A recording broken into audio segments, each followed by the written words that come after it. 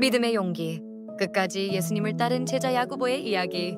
안녕하세요, 여러분. 오늘은 예수님의 제자 중 한 명이자 초대교회의 중요한 인물이었던 야고보에 대해 함께 이야기해보려 합니다. 이름이 조금 익숙하지 않을 수도 있지만 야고보는 예수님을 가장 가까이서 따르며 믿음으로 살았던 멋진 제자였어요. 오늘은 그분의 삶 속에 담긴 용기와 믿음, 그리고 헌신의 이야기를 함께 나누어 보겠습니다. 야고보는 갈릴리에서 태어나 어부로 살던 사람이었습니다. 그의 아버지는 세베대, 그리고 그의 동생은 요한이었지요. 그래서 사람들은 그를 세베대의 아들 야고보라고 불렀습니다. 그가 살던 시대의 갈릴리 바다는 고요하기도 했지만 때로는 거센 파도와 바람이 몰아치는 험한 곳이었습니다. 야고보는 그런 바다에서 매일 고기를 잡으며 강인한 체력과 인내를 가진 사람이었어요. 어느 날 야고보는 바다에서 그물을 손질하고 있었어요. 그때 예수님께서 지나가시며 말씀하셨습니다. 나를 따라오너라. 내가 너희를 사람을 낚는 어부가 되게 하리라. 그 한마디에 야고보는 망설이지 않았습니다.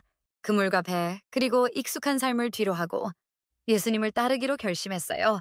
이 결단은 단순한 모험이 아니라 하나님께 자신의 삶을 온전히 맡긴 믿음의 선택이었습니다. 야고보는 예수님의 12 제자 중에서도 가장 가까운 세 제자 가운데 한 사람이었습니다. 예수님께서 회당장의 딸을 살리셨을 때, 변화산에서 광채에 나는 모습으로 변하셨을 때, 그리고 겟세마네 동산에서 기도하셨을 때 그 자리에 항상 야고보가 함께 있었어요. 그는 예수님의 슬픔과 기쁨을 함께한 제자였지요. 하지만 야고보의 믿음은 늘 평탄하지 않았습니다.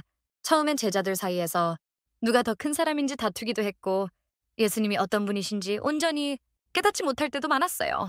그러나 그런 시행착오를 통해 그는 점점 성장했고 예수님의 말씀을 마음 깊이 새기게 되었습니다. 예수님께서 십자가에 달리신 후 야고보는 초대교회에서 믿음의 기둥 같은 역할을 했습니다. 그는 예수님이 다시 살아나신 것을 직접 보고 복음의 진리를 전하기 시작했지요. 그에게 복음은 단순한 이야기가 아니라 목숨보다 더 소중한 진리였습니다. 그래서 그는 예수님의 이름을 전하기 위해 위험을 무릅쓰고 여러 지역을 다녔어요. 성경에 따르면 야고보는 결국 예수님을 믿는다는 이유로 왕의 명령에 따라 순교하게 됩니다. 세상의 기준으로 보면 그는 실패했을지도 몰라요. 하지만 하나님께서는 그를 통해 믿음의 본보기를 세우셨습니다. 두려움 속에서도 예수님을 부인하지 않고 끝까지 믿음을 지킨 야고보의 모습은 지금도 많은 사람에게 감동을 줍니다. 야고보의 생애에서 우리가 배울 수 있는 가장 큰 교훈은 바로 이것이에요. 믿음은 말로만 하는 것이 아니라 행동으로 보여주는 것이라는 사실이에요. 그는 믿음을 지키기 위해 자신의 모든 것을 바쳤고 하나님께 끝까지 순종했습니다. 우리도 일상 속에서 작은 결단으로 나는 예수님을 따르는 사람입니다라고 행동으로 보여줄 수 있겠지요. 그리고 또 한 가지, 야고보는 기도의 사람이었습니다. 전해지는 이야기에 따르면 그는 늘 무릎을 꿇고 기도하다 보니 그의 무릎이 낙타처럼 굳어 있었다고 해요. 그만큼 하나님께 진심으로 매달렸다는 뜻이지요. 어려움이 닥칠 때마다 야고보처럼 기도하며 하나님을 신뢰한다면 우리도 그와 같은 강한 믿음을 가질 수 있을 거예요.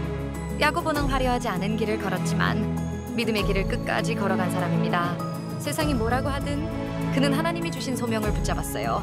우리도 때때로 흔들리고 두려울 때가 있지만 야고보처럼 하나님을 믿고 용기를 내서 옳은 길을 걸어간다면 하나님께서 우리를 꼭 붙잡아 주실 것입니다.